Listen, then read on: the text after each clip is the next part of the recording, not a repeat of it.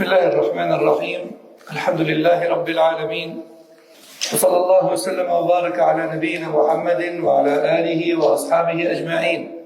أما بعد، فما زلنا مع أصول ومميزات أهل السنة والجماعة للشيخ ربيع المدخلي حفظه الله تعالى. كنا قد وصلنا إلى ذكره بعض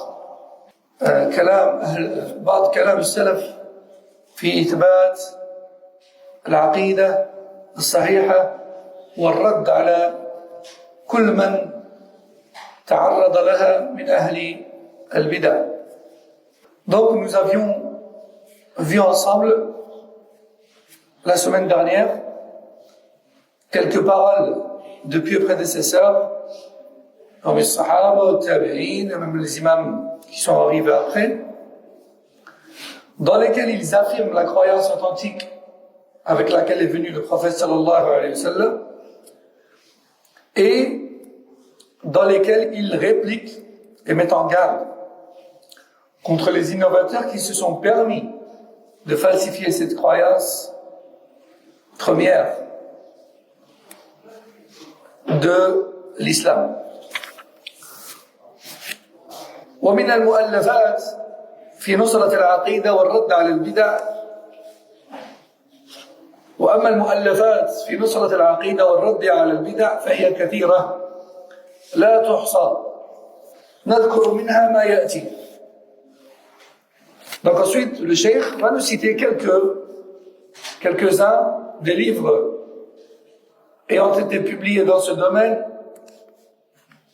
depuis les anciennes époques depuis les premières époques de l'islam. ألف الإمام أحمد بن حنبل رحمه الله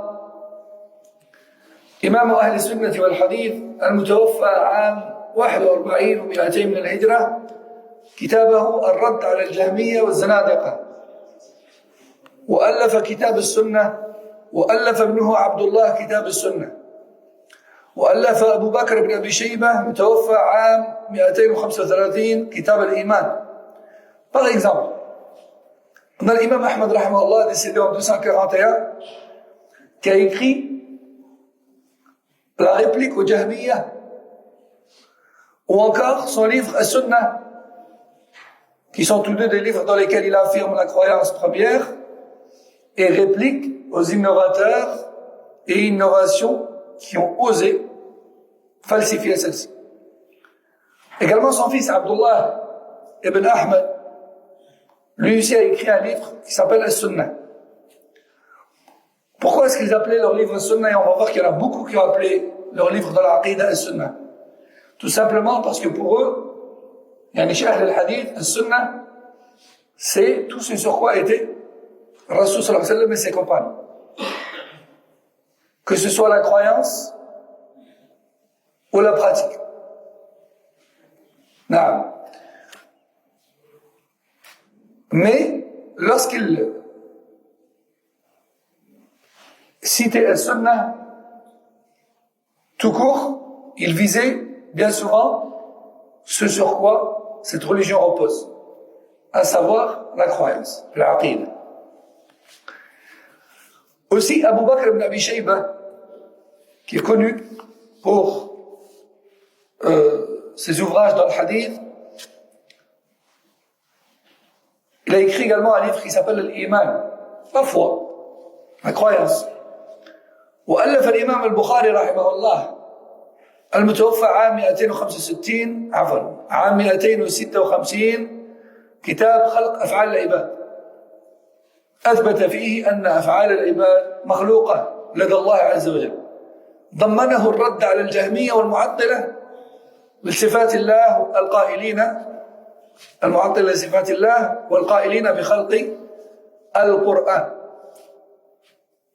وضمن كتابه الجامع الصحيح يعني صحيح البخاري 3 كتب في هذا المجال، كتاب الإيمان وضمنه الرد على المرجئة، وكتاب التوحيد وضمنه الرد على معطلة الجهمية، وكتاب الاعتصام وضمنه وجوب اتباع الكتاب والسنة، وضمنه الرد على أهل الرأي المفرطين في القياس، والرد على منكري حجية خبر الآحاد.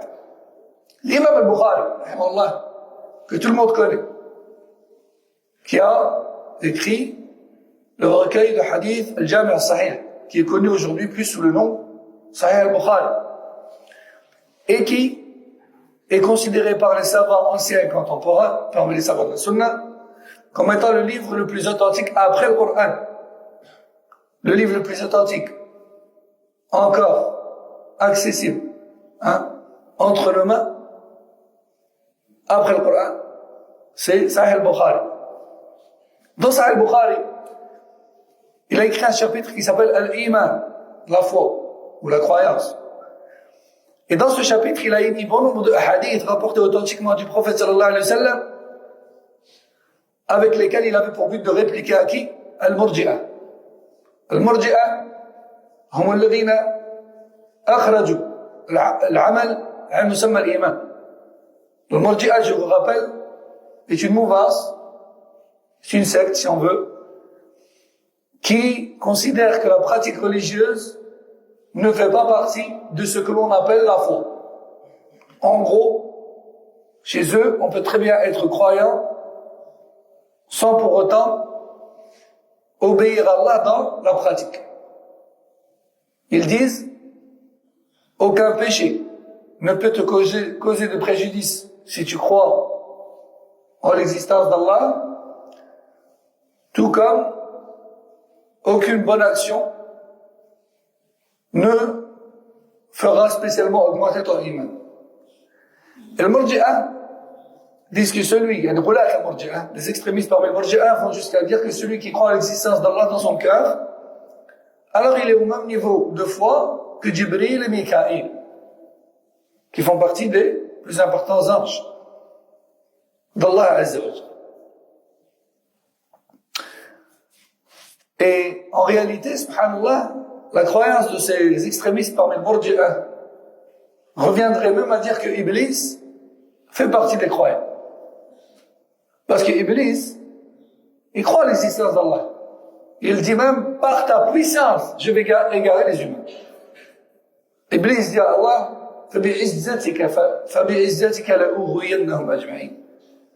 oh Allah, je vais égarer tous les êtres humains par ta puissance.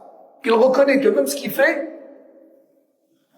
et ici, Allah ne lui permet pas, pour une sagesse, une raison que lui connaît, pour nous mettre à l'épreuve, il n'arrivera à rien faire. Donc Iblis, il est mu'min pour le Murji'a. Iblis, il est mu'min, il est croyant pour le Murji'a.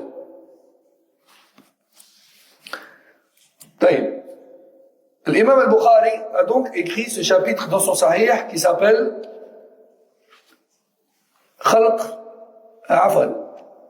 Il a écrit un chapitre qui s'appelle Al-Iman, dans lequel il a répliqué à Al-Murji'a.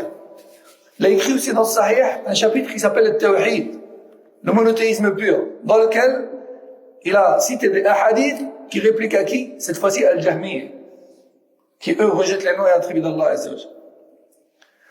Il a écrit aussi un chapitre toujours dans le même livre qui s'appelle Al-I'tisam, l'attachement,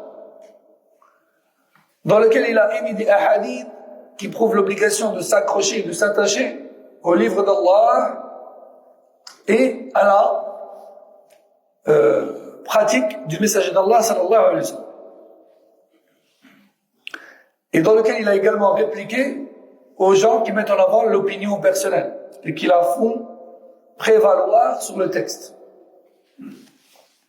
Et il a également même répliqué dans ce chapitre-là, il a répliqué à ceux qui prétendent que le hadith, qui naît à un moment donné dans l'histoire, rapporté par un seul rapporteur, yani qui devient ahad, il n'est pas acceptable. Il n'est pas acceptable. Khabar al-ahad, c'est quoi?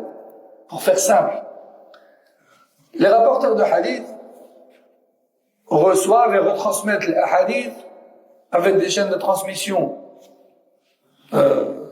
dignes de confiance, génération après génération, siècle après siècle. Par exemple, à notre époque, imaginons, il y a un certain nombre de shuyukh, matalan, qui ont appris le hadith de bouche à oreille auprès de shuyukh juste avant, et ils sont présents aujourd'hui. Ils sont connus, ils sont référencés. Imagine. Se présentent chez eux des élèves bien connus, que eux connaissent parfaitement, à qui ils stipulent ces hadiths. Ils sont donc validés par ces shuyukh. À la fin, ce cheikh, il lui donne une ijaza. Maintenant, il lui dit, toi, tu peux rajouter ton nom à la liste, à la chaîne de transmission, hein, et je te permets désormais de te retransmettre de moi. Et ainsi de suite, génération après génération. Il se peut, par la volonté d'Allah, qu'à un moment donné, dans une génération bien précise, à une époque bien précise, que un hadith en particulier n'ait été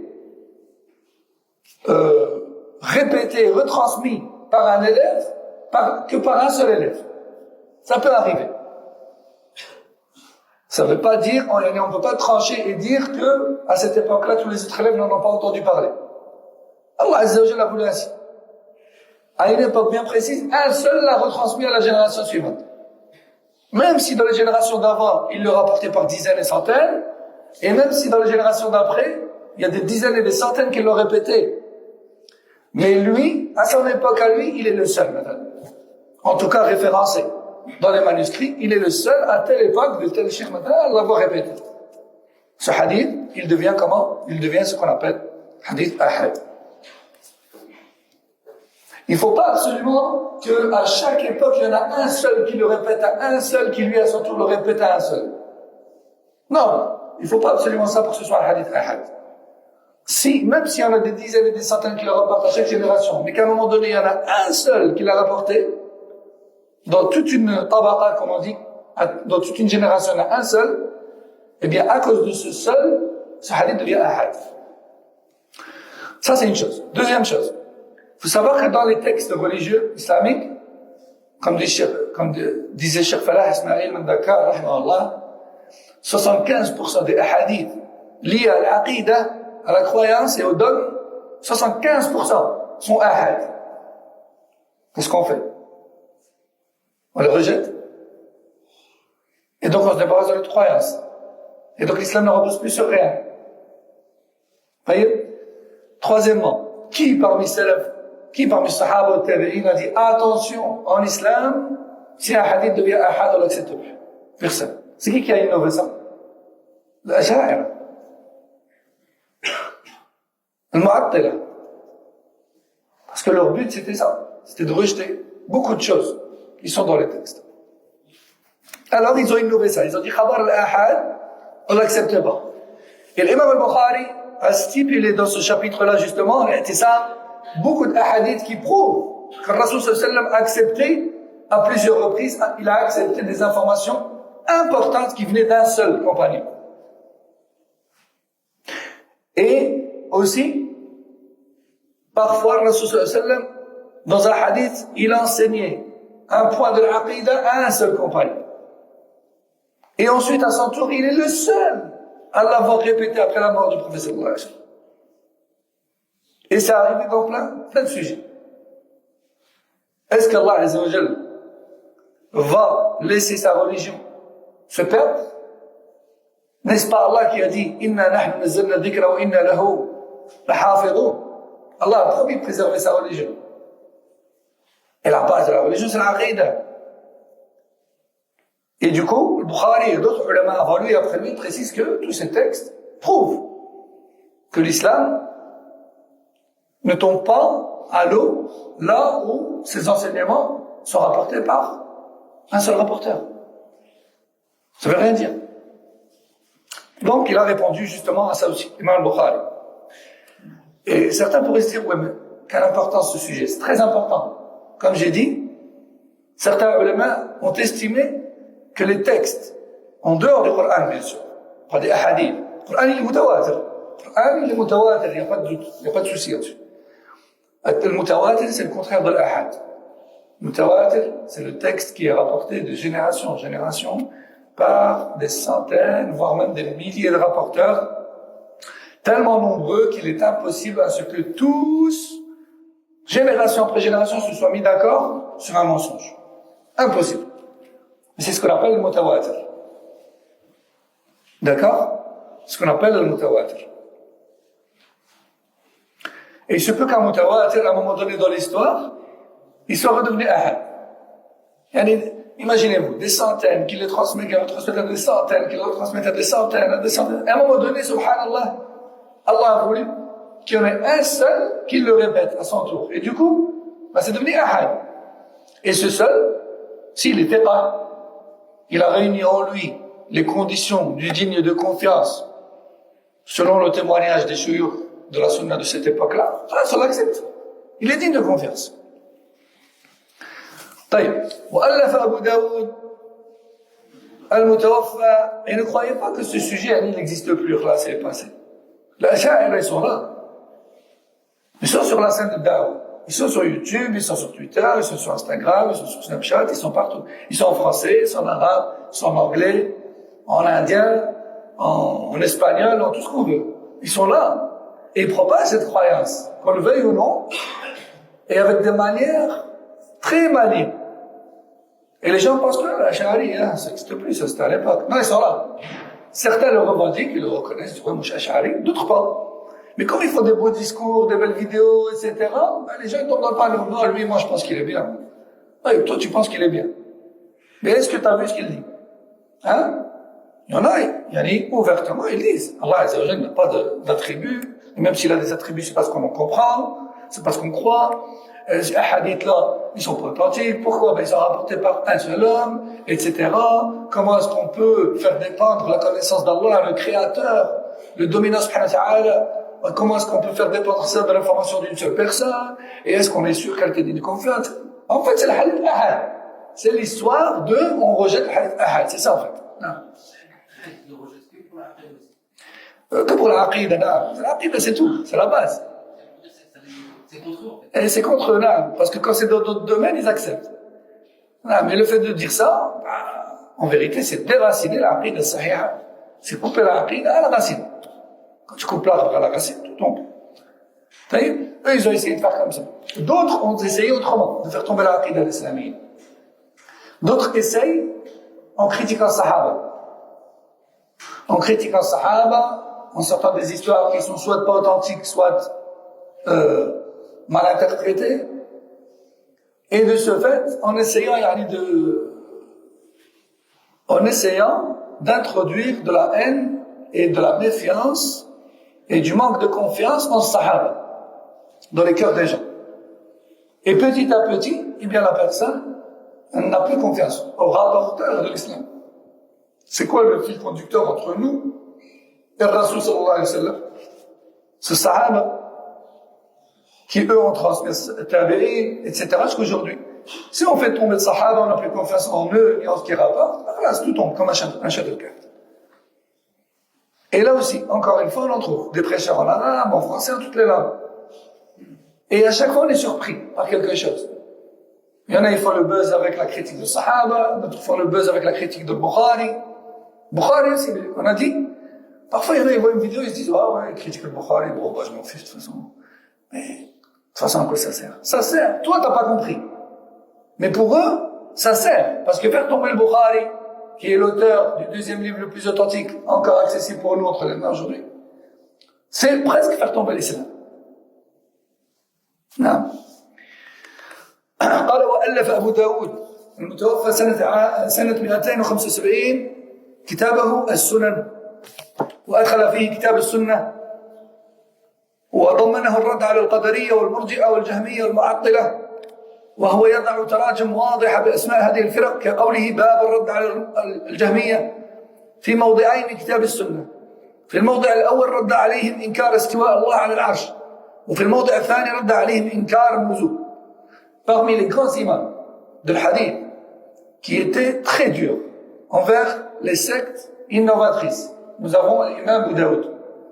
Abu Daoud, rahimahullah, qui est l'auteur de Sunan Abu Daoud. Il était très strict. Et il était intransigeant par rapport aux falsifications et aux nouveautés en religion, surtout dans la croyance. D'ailleurs, dans Sunan Abu Daoud, il a carrément écrit un chapitre qui s'appelle As-Sunnah. Comme ça, le titre du chapitre, c'est As-Sunnah. Et dedans, il a émis des hadiths qui réplique Al-Murji'a, on a cité tout à l'heure, qui réplique Al-Jahmiya, qui réplique Naam, et parfois il cite leur nom carrément, sous-chapitre, la réplique au Jahmiya. Et dans ce sous-chapitre-là, il a émis des hadiths dans lesquels il le réplique dans leur rejet de l'élévation d'Allah au-dessus du trône. Et il le réplique également avec des hadiths qui stipulent qu'Allah Azza wa Jal descend au ciel le plus bas lors du dernier tiers de la nuit d'une manière que lui s'accorde. Et il exauce les invocations. Parce que eux, ils rejettent les attributs d'Allah, parmi lesquels l'élévation au-dessus du trône, et aussi la descente au ciel le plus bas. Donc lui, il a stipulé des hadiths dans ce chapitre-là, qui est le chapitre de Sunnah. Ce chapitre réplique au Jahmiya.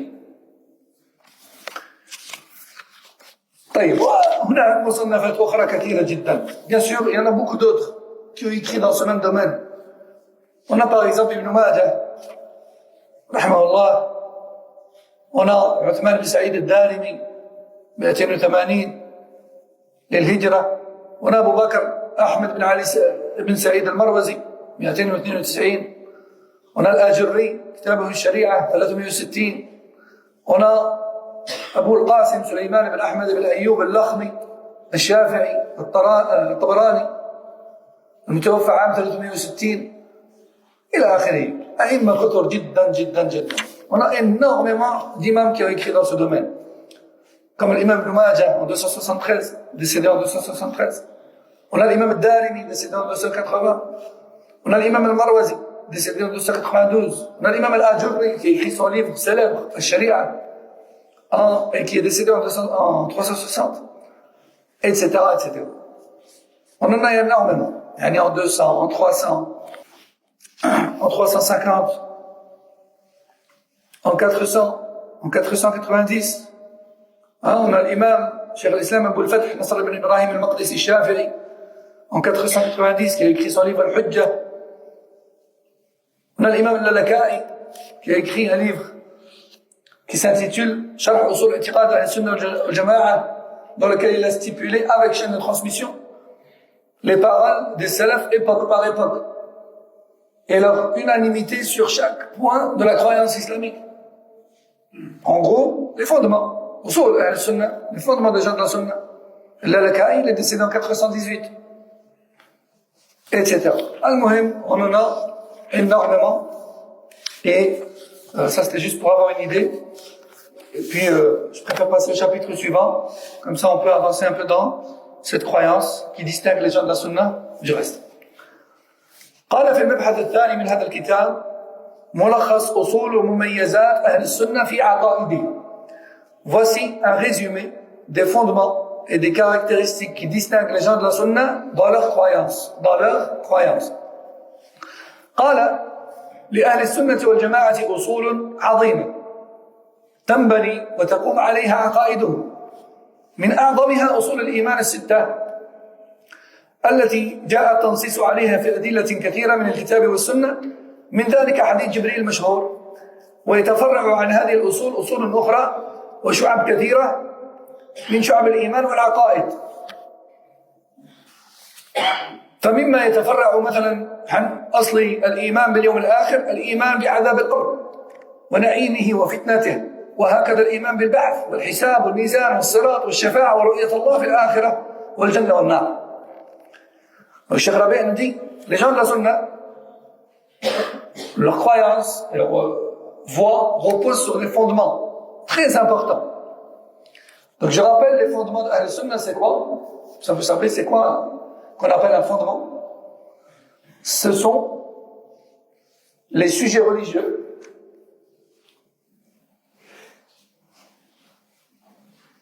qui ont été plus que clarifiés et confirmés par le Coran et la Sunna, et qui ont fait l'objet d'unanimité, de consensus chez Sahaba, le Tabi'in ou Atba' al-Tabi'in, de par leur clarté et leur évidence.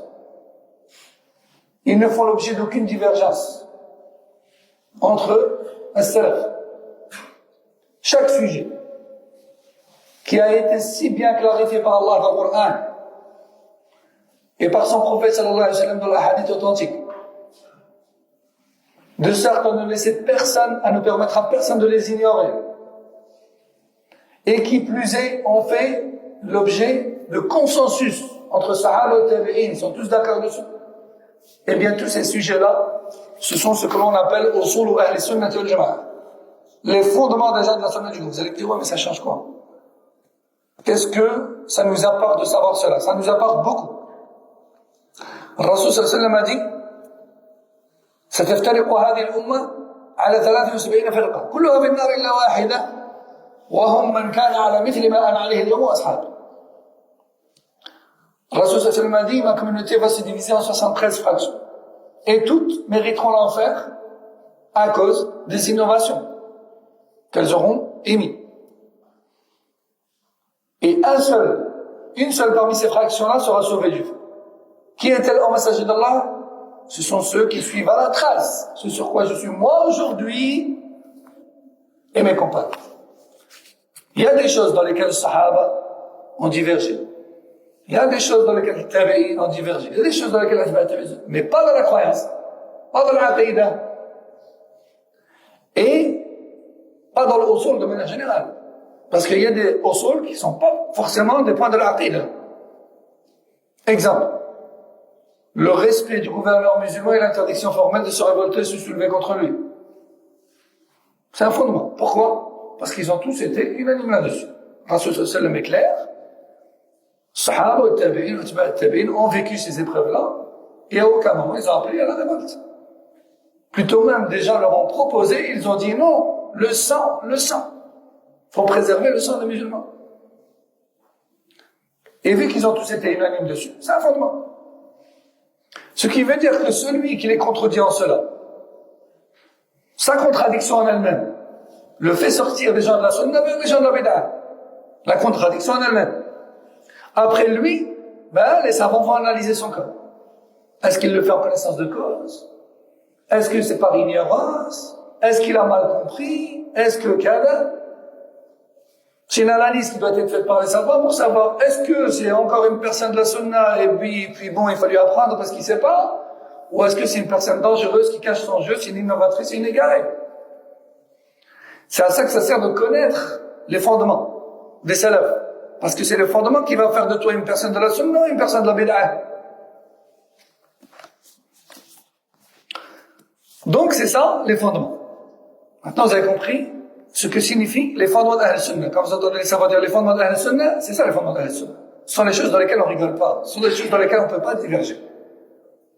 Alors il y en a, ils vont vous dire, ouais, mais attends, les imams, les anciens, ils ont divergé, les regards, les écoles juridiques, etc. Oui, mais il ne faut pas mélanger divergence dans la jurisprudence et la divergence dans les fondements de la religion. Ça n'a rien à voir. Malik, Shafi'i, Ahmed, Abu Hanifa, oui, ils ont des divergences entre eux dans des sujets de jurisprudence, dans des sujets d'ablution, de prière, de choses comme ça. Oui, c'est vrai. Mais ils sont tous unanimes sur les fondements d'Ahl Sunnah. Ils ont la même croyance et les mêmes fondements que Sahaba, Tabi'in, Tabi'in. Et aucun des quatre imams n'est en divergence avec l'autre concernant les fondements de Ahl Sunnah. Et nous avons encore une fois sur YouTube et autres des prédicateurs qui tentent de tromper et de troubler la communauté avec ce sujet. Et qui disent non, de toute façon, oui, nous avant on était salafistes, mais aujourd'hui c'est terminé, moi je suis malikite, moi je suis shafi'i, moi je suis kada. Bon, bizarrement, aucun d'entre eux n'est hanbalites. Parce que les hanbalis, ils sont connus pour être intransigeants, ni dans le fiqh, et dans l'aqida. D'ailleurs, à l'époque, les gens de bid'a surnommaient les gens de la sunna Hanabila. Parce que les Hanabila, ils ont très peu été pénétrés par les gens de bid'a. Mais malheureusement, les autres madhahib ont été pénétrés par la Sha'ira, par le Mu'tazila. C'est pour ça qu'on trouve beaucoup de prêcheurs très forts dans la jurisprudence malikite, mais ils sont la Sha'ira, ils sont Soufiyya dans la croyance, ils sont مثلا الأحناف, on trouve beaucoup de Soufiyya parmi eux. Et du coup, parfois leur croyance, on trouve sa trace dans leurs livres, même s'ils parlent de fiqh, même s'ils parlent de biographie prophétique, même s'ils parlent de langue arabe, on trouve la trace de leur croyance. On fait ici des exemples, des vers poétiques, des choses comme ça. Et ces gens-là, pour pouvoir leur répliquer et pour pouvoir avertir les gens contre eux, il faut apprendre l'ilm. Pour dire aux gens, attention, ils vous trompent. Les imams Malik, Shafi'i, Abu Hanifa, Ahmad, ils se désavouent de cela. Ils sont tous parmi les gens de la sunna. Eux, ils cherchent à vous mener sur une croyance qui n'est pas la leur, en leur nom. Et ça, il faut le savoir. Et pour le savoir, il faut l'apprendre. Il faut apprendre l'ilm. Donc, Cheikh Rabi' nous dit, ces fondements-là sont prouvés par bon nombre de versets coraniques et de hadiths authentiques. Et sans doute, le hadith authentique le plus connu, qui affirme bon nombre des fondements des gens de la sunna, c'est le hadith Jibril. Bon, comme vous savez, la croyance islamique, elle repose principalement sur les 6 piliers de la foi, qu'on a tous appris en étant petits. Croire en Allah, en ses anges, en ses livres, en ses prophètes et messagers, au jour dernier et au destin, qu'ils soient agréables ou non. Eh bien ça, ce sont les 6 piliers. Les 6 piliers de la foi, ce sont la principale base de la croyance des gens de la sunna. Ça, c'est la base. Et de ces 6 piliers, et dans chacun de ces 6 piliers, on va trouver des fondements. Par exemple, on a des sujets qui découlent de la foi au jour dernier. Comme par exemple, les délices ou les châtiments de la tombe. Ça fait partie de l'au-delà. Ça fait partie de la foi en l'au-delà. Le fait de croire qu'il existe véritablement un châtiment et des délices dans la tombe, c'est un fondement d'Ahl Sunnah. Ils sont tous unanimes dessus. Contrairement à certaines sectes qui rejettent cela. Le fait de croire que l'on sera ressuscité, c'est un fondement. Et ça aussi, c'est dans la foi au jour dernier.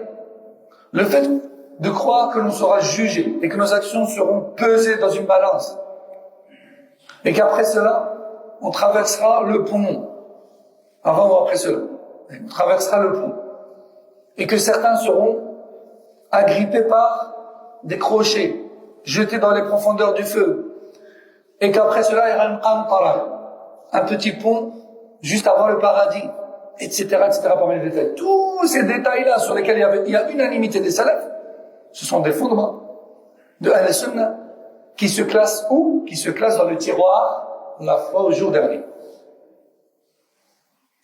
Après, pareil dans la foi en Allah, on a des tiroirs qui contiennent des fondements. Pareil dans le tiroir la foi au messager. Pareil dans le tiroir de la foi au destin, etc., etc. La base, c'est les 6 piliers. La base de l'aqidah, c'est les 6 piliers de la foi. Mais après, dans chacun d'entre eux, on va trouver des fondements. Taïb. Cheikh Rabi' nous dit, il a cité cet exemple-là, il a dit la tombe, le jugement, la balance, le pont, l'intercession des pieux en faveur des croyants désobéissants par la permission d'Allah. Il a cité aussi le fait que l'on verra Allah, dans l'au-delà, c'est aussi un fondement. Le fait que le paradis et l'enfer existent véritablement, ça aussi c'est un fondement, etc. Et tout ça est contenu où? Eh bien, il est contenu dans la foi au jour dernier. Parce que tout ça, ce sont des choses que l'on découvrira après la mort, dans l'au-delà. Non. On va s'arrêter ici, Inch'Allah Ta'ala, et on reprendra lors du prochain cours toujours avec le résumé des fondements des gens de la Sunna. Allah A'lam. وصلى الله وسلم على نبينا محمد وعلى آله وصحبه أجمعين والسلام عليكم ورحمة الله وبركاته.